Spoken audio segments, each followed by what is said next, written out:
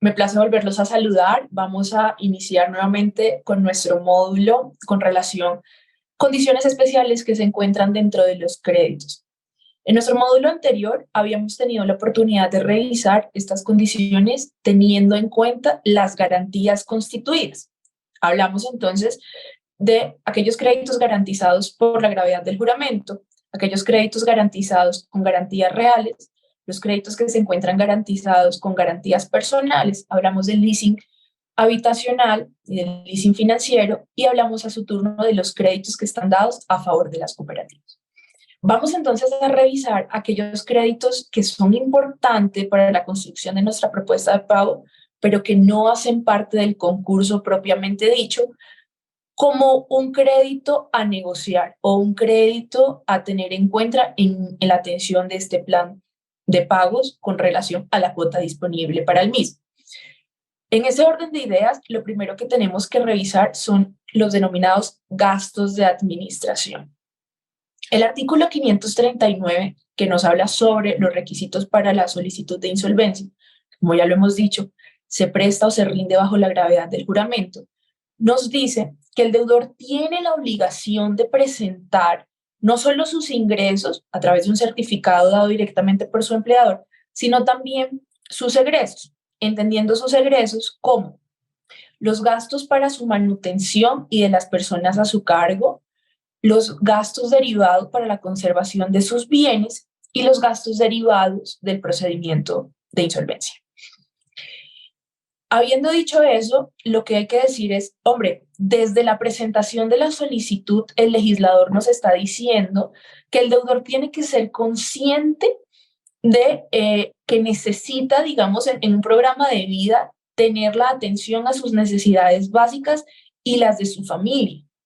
Es decir, que la construcción de esa propuesta que pedimos que sea objetiva tiene que tener conciencia, debe estar impregnada de un nivel de conciencia en donde la construcción está dada garantizando, salvaguardando ese mínimo vital del deudor insolvente. Entonces, lo que hacemos es revisar cuáles son esas necesidades básicas, entendidos como gastos de manutención. Tenemos que revisar entonces cuánto se gasta la persona en arriendo o en administración, si el bien es propio, cuánto se gasta la persona en servicios, en alimentación, en transporte, en educación y en entretenimiento.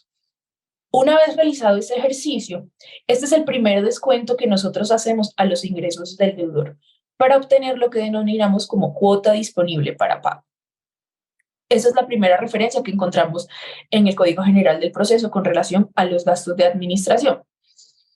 ¿Qué son los gastos de administración propiamente dichos? Se encuentran consagrados en el artículo 549 del Código General del Proceso y se dice que son todas las obligaciones que se causan con posterioridad, que son exigibles más bien, son exigibles con posterioridad a la admisión del trámite. Y hago esta distinción entre causación y exigibilidad por lo siguiente.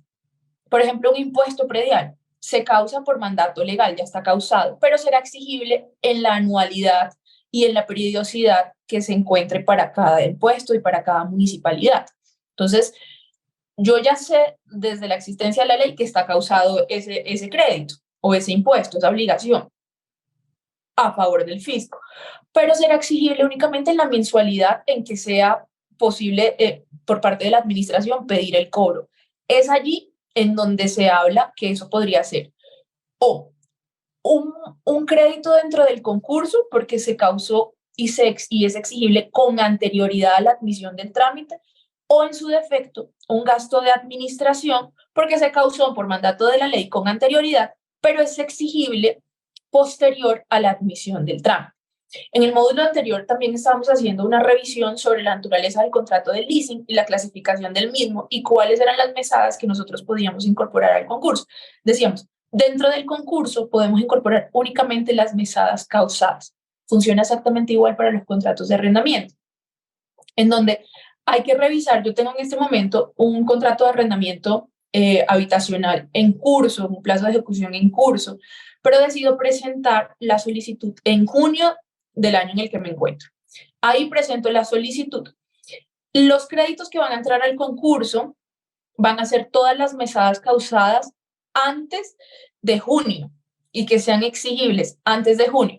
Aquellas que sean causadas y exigibles con posterioridad a junio serán tenidos como gastos de administración y de hecho, en una condición especial, gastos de manutención para el deudor. Ya dijimos, esos gastos de manutención obedecen a la atención de las necesidades básicas del deudor.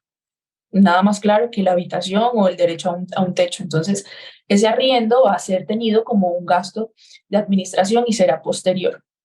¿Qué nos dice el artículo 549 del Código General del Proceso que nos habla de los gastos de administración? Nos dice que esta connotación jurídica es bastante especial y nos dice que el no pago de estos gastos de administración tendrá las siguientes consecuencias jurídicas. La primera de ellas es que faculta al acreedor para perseguir el pago o para ejecutar. ¿Correcto? Entonces, si un acreedor tiene un gasto de administración a su favor, hablemos, por ejemplo, de las administraciones de las copropiedades o de la propiedad horizontal. Y de hecho es importante tenerlo muy presente y ahorita les explico por qué. Ese gasto o esa cuota de mesada de administración posterior, ¿sí?, le permite a la administración del edificio o del conjunto generar el cobro de esa obligación por fuera del concurso, porque su crédito únicamente será reorganizable dentro del concurso con relación a las mesadas anteriores. Aquellas que son posteriores y que son gastos de administración le faculta al acreedor generar una ejecución por fuera. Acuérdense que uno de los efectos de la insolvencia es la suspensión de los procesos judiciales y de cobro, incluso aquellos que se encuentran en etapa de remate. Entonces, ¿qué quiere decir eso? Que todos los procesos, o sea, en ese momento, cuando yo estoy en insolvencia, el acreedor pierde la posibilidad de ejecutarme con relación a los créditos del concurso. Como el gasto de administración no hace parte del concurso, en el entendido que no va a ser objeto de acuerdo de pago, entonces eso permite que el acreedor tenga la posibilidad de ejecutarlo por fuera. ¿Cuál es la segunda connotación jurídica muy especial que nos trae el artículo 549 del Código General del Proceso con relación a los gastos de administración? Es que el no pago de los mismos es causal de fracaso dentro de la negociación. Eso quiere decir que quienes tengan gastos de administración a su favor dentro del concurso, en el desarrollo del procedimiento y a lo largo de la audiencia, tienen una carga prestacional o una carga legal muy importante que le ha dado el legislador y es la advertencia de los gastos de administración que se hayan causado, que sean exigibles con posterioridad al trámite. Entonces, ahí es muy importante, si nosotros estamos fungiendo como operadores de insolvencia, conocer los créditos que están dentro del concurso y aquellos que sean de tracto sucesivo, prestarle especial atención y seguimiento para que en el momento en que se vaya a generar la confirmación del acuerdo, nosotros podamos revisar que no se haya incurrido en esta causal que es legal de fracaso, porque este mismo artículo es el que nos dice que si no se han generado estos pagos de administración será causal de fracaso sobre la negociación. Entonces, no hay manera que como un operador de insolvencia se genere la confirmación del mismo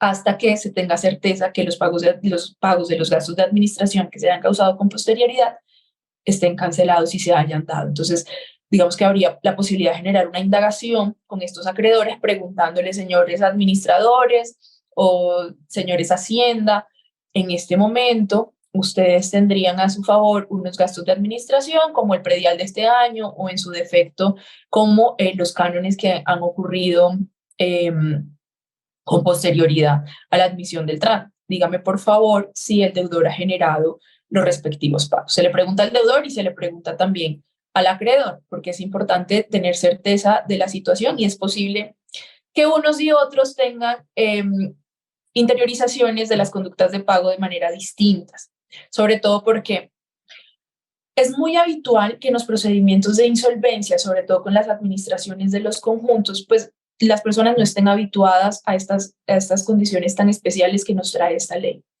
y no tengan presente que existe a su cargo en calidad de acreedores, uno, un privilegio de alguna manera que da la ley sobre estos créditos, sobre estas obligaciones que son como gastos de administración, que es básicamente la garantía del pago en el entendido que se tienen como gastos de manutención y con eso está construida la propuesta.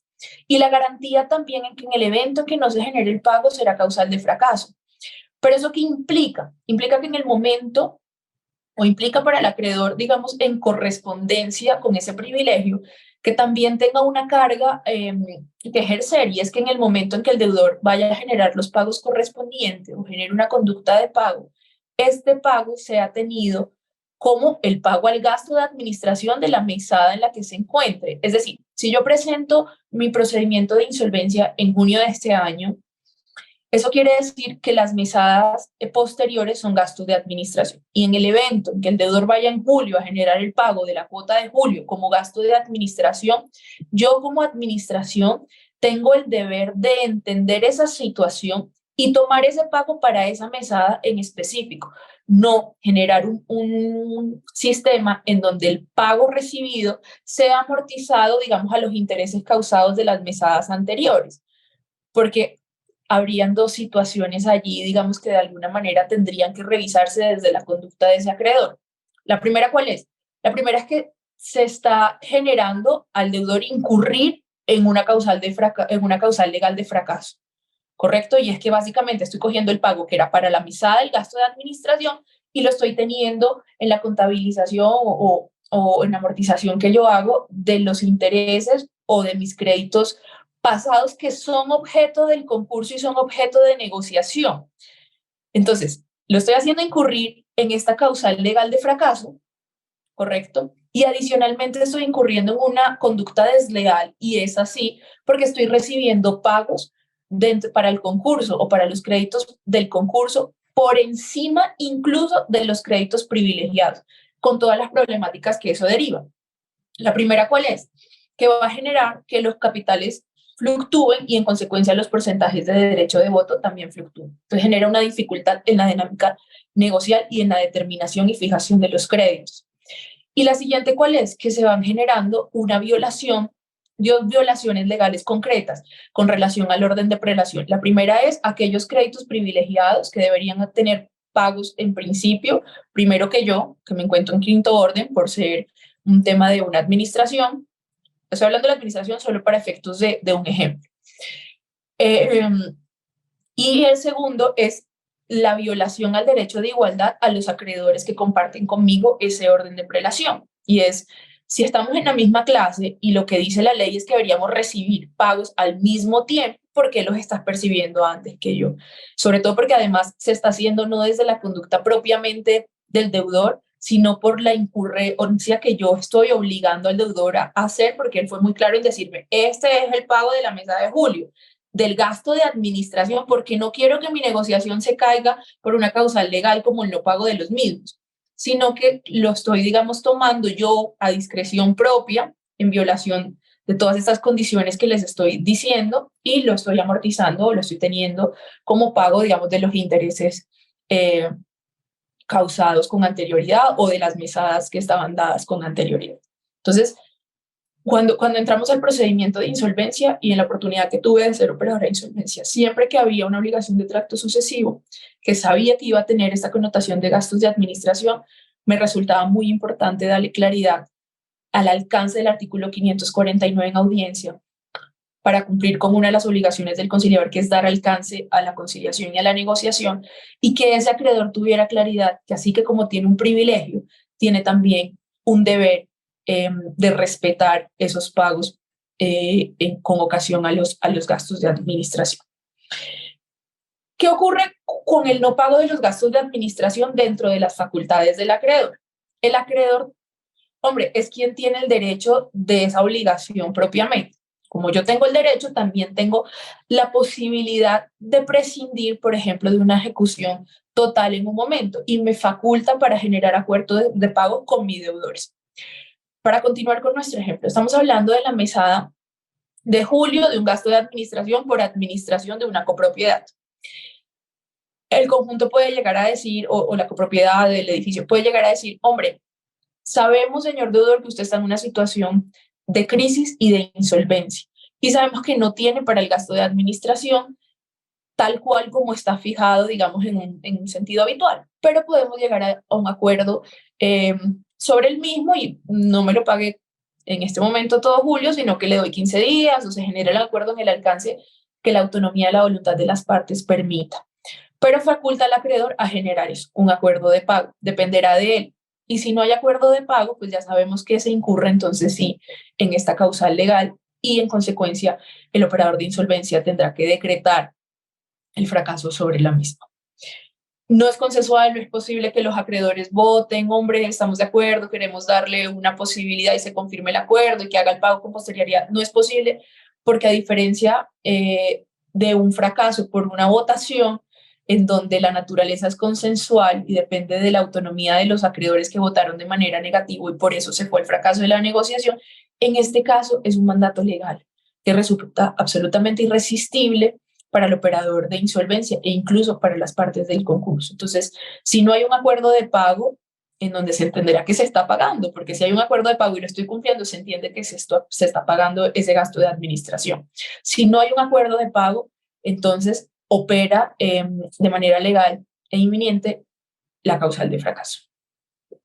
Decíamos entonces que los gastos de administración, digamos, tienen tres connotaciones posibles. La primera eran los gastos de manutención, la segunda eran los gastos derivados del proceso y la tercera habíamos dicho que era sobre tarifas. Entonces, ¿qué ocurre con los gastos de manutención? Los gastos de manutención son aquellos que obedecen a la subsistencia del deudor y de las personas a su cargo. Está muy relacionado con el mínimo vital. Y la Corte Constitucional y las altas cortes de nuestro país han dicho que el mínimo vital no debe ser entendido como la atención de las necesidades básicas únicamente. Entendamos las necesidades básicas como alimentación, vivienda, transporte, salud, sino que adicionalmente hay una situación allí a tener en cuenta y es el desarrollo personal del individuo. Eso hace parte de su mínimo vital. Entonces, en ese entendido, también tendríamos que tener presente gastos para educación, si eso está dentro del plan de vida de cada persona, y gastos de entretenimiento, que finalmente también es, hombre, mi desarrollo como individuo, mi desarrollo personal, las cosas que me gustan, que me apasionan, que me hacen sentir que estoy adherido a la posibilidad de ser yo mismo. Entonces, es importante tener claridad porque con relación a los gastos de manutención, eventualmente suceden discusiones de cómo debería ser el estilo de vida de una persona en crisis. Y eso se tiene que resolver de cara a también cómo está la libertad o la posibilidad de cada uno de nosotros de elegir nuestro propio plan de vida, sin mencionar algunos asuntos relacionados con el tema de salud mental. Entonces, es importante porque muchas veces los acreedores se presentan o nosotros como personas, ni siquiera hablamos de una condición de acreedor, sino nosotros como personas, a veces se nos olvida que somos seres individuales libres y queremos que el otro debe generar estilos de vida de acuerdo como a mí me parece. Entonces, entramos a generar algunos juicios sobre la objetividad de la propuesta, teniendo en cuenta cómo yo asumiría ese momento de crisis y perdiendo de vista que ese mínimo vital debe tener presente el desarrollo propio del individuo. Entonces, a veces queremos llevar a un extremo de la mayor reducción de gastos posibles en la manutención, pidiéndole al deudor cambio de domicilio, cambios de arriendo, cambios de alimentación, cambios de sus condiciones de cotidianidad para poder obtener unos recursos o mayores recursos disponibles para pagos. Eso genera de cierta manera una condición a tener en cuenta y es también el respeto por el individuo y entender que nuestra legislación, el mínimo vital, está dado no solo por los gastos básicos, sino también por el desarrollo personal de las personas. Habiendo dicho eso, es importante pues también tener presente que estos gastos de manutención pues se encuentran garantizados desde la propuesta de pago. Cuando nosotros presentamos la solicitud, la ley nos dice que debemos relacionar pues todos los gastos que tenemos no solo de nosotros, sino también de las personas a nuestro cargo, entendiendo pues que la familia es el núcleo esencial de la sociedad. Esa es la primera de las connotaciones de los gastos de administración o de los que son posibles tener como gastos de administración. Ahora, hay un siguiente digamos, denominación y son aquellos que están dados para la conservación de los bienes del deudor. ¿Qué ocurre? El haber patrimonial del deudor es la garantía de los acreedores del concurso.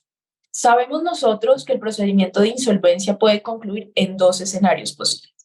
El primero de ellos es un acuerdo de pago y el segundo es un escenario de liquidación. Incluso sabemos que estando en un acuerdo de pago, bajo el incumplimiento de ese acuerdo de pago, se presentará una audiencia de incumplimiento en donde en principio se intentará reformar el acuerdo, pero en caso de no lograrse la reforma de dicho acuerdo, se generará la remisión al juez civil municipal para que ese juez civil municipal, en atención a esa declaración de incumplimiento de acuerdo que da el operador de insolvencia, de apertura al procedimiento de liquidación patrimonial, en donde con los bienes que tenga el deudor se generarán los pagos correspondientes a los créditos que al momento de la ejecución de ese acuerdo en específico se encuentren pendientes de pago. Habiendo dicho eso, lo que se entiende entonces es que esos bienes del deudor, aunque pertenezcan al deudor, son la garantía general de los acreedores en una expectativa de pago con los mismos en el evento del incumplimiento del acuerdo o del fracaso de la negociación. ¿Eso qué quiere decir? Que el deudor tiene un deber de conservación sobre los bienes mismos y nos obliga también a hacer un poquito como de remembranza con relación a cómo es que se dan, digamos, los juicios de responsabilidad dentro de las conductas de las personas en nuestro ordenamiento civil. Y esto básicamente lo que nos obliga es a ir al Código Civil y recordar que las personas responden por culpa grave, por culpa leve o por culpa gravísima. Y que esas, digamos que de alguna manera hay un medidor con relación a las conductas desde la diligencia y el cuidado que cada uno de nosotros debe tener en atención a sus asuntos. En ese sentido, y habiendo dicho, hombre, los bienes que tiene el deudor son una expectativa de pago para los acreedores del concurso, existe entonces también un deber de conservación sobre los mismos y en el momento de la adjudicación de los mismos con relación al desarrollo del procedimiento liquidatorio, habrá también un deber de juicio sobre la conducta del deudor frente a los mismos. Por ello es que hay que revisar que dentro de esos gastos de administración y dentro de la construcción de la propuesta se dé un rubro perteneciente o correspondiente a la conservación de los bienes. Dependerá de qué, hombre, de las condiciones objetivas de qué necesita ese bien en específico para conservarse. Si se trata de un bien inmueble como una casa, pues eventualmente será cuidarla de la humedad, el tema de mantenimiento, el tema de pinturas, ese tipo de aspectos, las reparaciones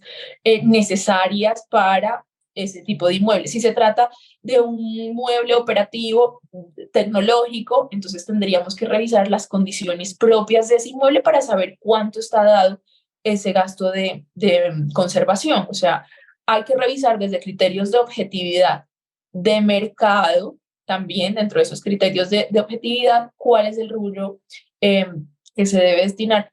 ¿Para qué? Para que uno sea suficiente y el bien que se persigue, que es la conservación, se obtenga, y dos, pues sea objetivo. Tampoco se trata pues de generar gastos innecesarios, sino al contrario, es tan necesario la conservación de los bienes que estoy obligado a hacerlo, entendiendo que es un gasto de administración. Ese sería el segundo, digamos, o la segunda connotación que dentro de los gastos de administración podríamos tener. Habríamos hablado entonces de los gastos de manutención, de la conservación de los bienes del deudor y nos faltaría hablar con relación a los gastos propios del procedimiento de insolvencia. Aquí es importante tener presente varias cosas. El procedimiento de insolvencia está dado, digamos, a través de la posibilidad que nos da el decreto reglamentario y el Código General del Proceso de hacerlo, a través de un centro de conciliación, una notaría y las cámaras de comercio, pero entendiendo las cámaras de comercio como centros de conciliación también. Entonces se puede hacer a través de centros de conciliación o de notarías. Adicionalmente, el Código General del Proceso nos dice que el procedimiento de insolvencia es una manera de administrar justicia y que se hace a través de estas instituciones o de estas autoridades. ¿Eso qué quiere decir?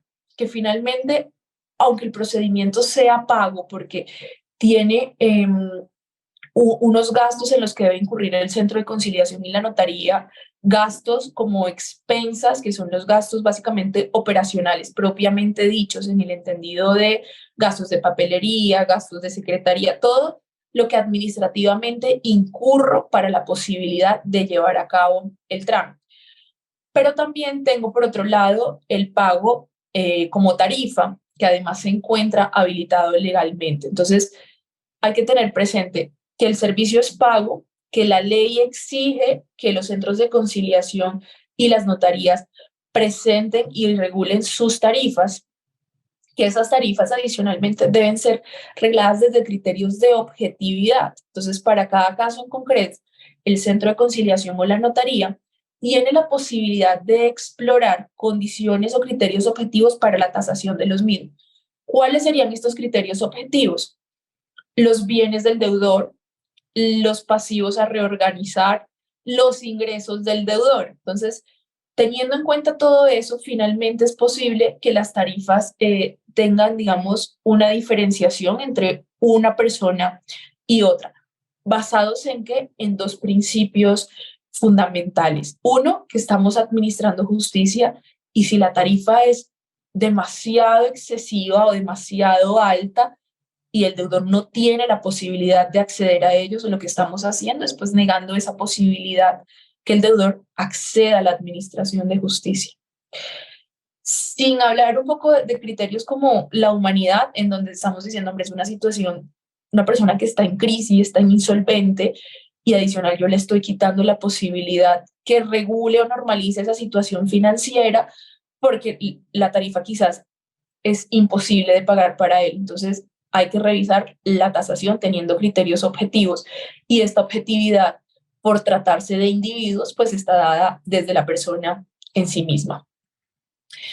Y la segunda es que existe un principio de gratuidad en la administración de justicia y el mismo Código General del Proceso nos dice que la tarifa no podrá ser impedimento para el acceso a esa administración. Entonces, lo importante aquí es tener presente que la ley dice que es un servicio que es, digamos, pago, que faculta a las notarías y a los centros de conciliación a generar la tasación de las tarifas, que esas tarifas no se encuentran regladas en su totalidad, pero existe un decreto reglamentario que sugiere unos montos máximos y que esa tasación de esas tarifas no podrá darse en exceso de esos montos y siempre tendrá que tener en cuenta condiciones de objetividad para el pago de las mismas.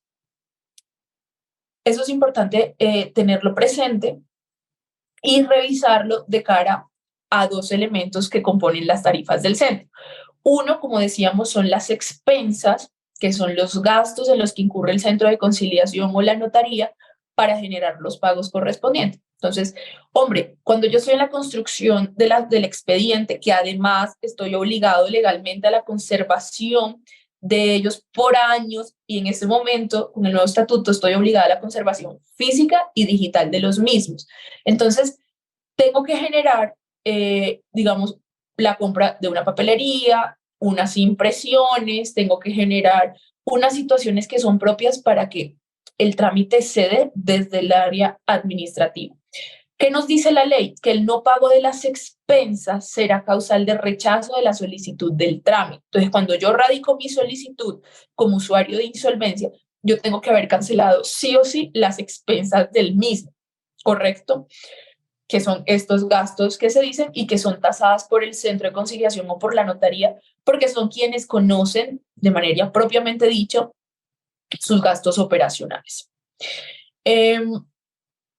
Habiendo dicho eso, lo siguiente que hay que tener presente es que hay otro elemento ahí y es relación a el tema de los gastos, pero ya los gastos en los que incurre el centro con relación al pago a la persona que dirige el trámite y y digamos de alguna manera lo que recibe el centro por el servicio también. Entonces, una cosa son las expensas y los otros son los gastos del procedimiento, entendidos que ambos deben estar dados dentro de la tarifa y que la ley me exige que debo haber generado el pago de las expensas para que mi solicitud sea admitida. De lo contrario, será causal de rechazo y ni siquiera iniciará ese procedimiento a la luz jurídica. O sea, no será entendido como un procedimiento. Si no pago las expensas, no existe o no puede dársele admisión a mi solicitud de insolvencia.